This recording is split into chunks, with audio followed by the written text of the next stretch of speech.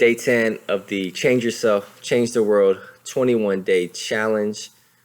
Today's story is a true story titled Fear Can Sabotage Your Dreams. And apologies in advance. I think this is going to go over 3 minutes, but I believe it is worth it if you have the time. So one of my dreams in life was always to live abroad and experience a different culture. Something I regret while I was in college was that I never traveled abroad because I just assumed that it was too much money. I never looked into it. So after I graduated college, I worked for a year in an AmeriCorps program called City Year and received a recommendation to look into this program called Global Health Corps, which actually encouraged young professionals who did not have a background in health to apply. So I applied not thinking much would happen. And then I actually moved on to the second round with help from Jared, who was a City Year alum and GHC alum, who helped coach me throughout the whole process, which I appreciate to this day.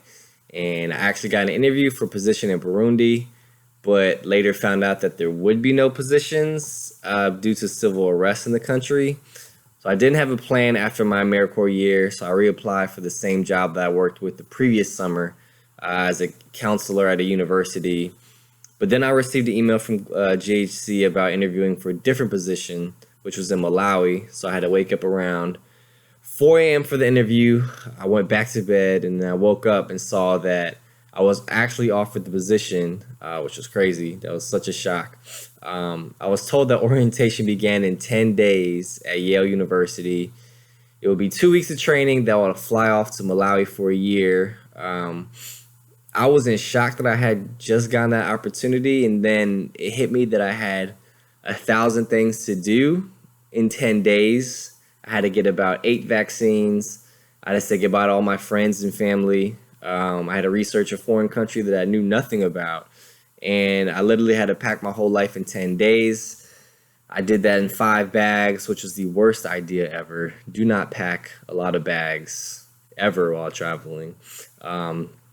And this is where fear hit, because on the morning of my departure to Yale, it was around 5 a.m. and my girlfriend and now wife, we had just finished packing and she was going to drop me off at the train station. And it was at that point that I told her that I can't do this. Like, I'm not going.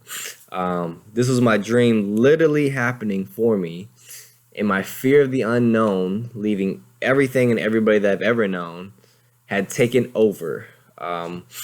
Luckily, she was able to talk me out of it, and we said our goodbyes, and I was off on a train to Connecticut. So fast forward 2 weeks to the departure date for Malawi. I received my travel itinerary.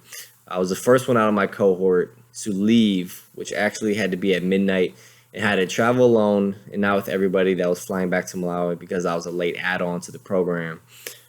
So from Yale, I had to ride to the airport in New York, and by the time I got to the airport, I had around 30 minutes to board, and as I was trying to board, the worker wouldn't let me get in because I raised a red flag with some of the documents that I had. So there was fear coming back because I didn't know what to do, and I was flying international, so if I missed my flight, that would be it. I would have no other options. So at that point, I was running out of time, and I was by myself, and I didn't know what to do. So I thought that maybe this was to be. This was meant to be. Maybe I rushed this whole process. I did all this in 10 days, and I didn't feel like I got to say goodbye to everybody. So I was going to wait until the plane took off and then call the fellowship and say, I missed the flight because I couldn't get on. I was thinking maybe I can go home for a week or two while everything gets settled, and I could try again. I didn't have my wife to help me face my fears at the time, so I had to do it myself. I called for help, and the fellowship told me what to say so that I was able to get on the flight, which was a 30-hour flight, and then my life changed forever after that for the better. I could have sabotaged my dreams twice during that time. Everything that I ever wanted to and worked for to get to that point could have all been gone because of my fear.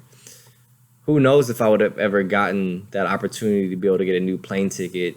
I probably would have just lost my spot, honestly.